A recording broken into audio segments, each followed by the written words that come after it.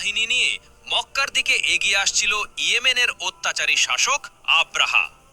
তার উদ্দেশ্য ছিল একটাই, পবিত্র কাবা ঘর ধ্বংস করে দেওয়া।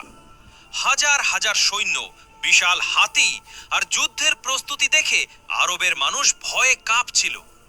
কেউ ভাবতেই পারেনি এত বড় বাহিনীকে কে থামাবে। মক্কার মানুষ কাবা ঘরের পাশে দাঁড়িয়ে আল্লাহর কাছে সাহায্য চাইতে লাগলো। আকাশ যেন নিস্তব্ধ হয়ে গেল। হঠাৎ এক আশ্চর্য ঘটনা ঘটল। দূর আকাশে ছোট ছোট ঝাঁকে ঝাঁকে পাখি দেখা দিল। সেগুলো ছিল আবাবিল পাখি। প্রতিটি পাখির ঠোঁট ও পায়ে ছিল ছোট ছোট পোড়া মাটির পাথর। আবাবিল পাখিগুলো আকাশ থেকে আব্রাহার বাহিনীর উপর পাথর নিক্ষেপ করতে শুরু করলো। যার গায়ে সেই পাথর লাগছিল তার শরীর মুহূর্তেই ধ্বংস হয়ে যাচ্ছিল। কিছুক্ষণের মধ্যেই বিশাল হাতির বাহিনী পরিণত হলো ধ্বংসস্তূপে।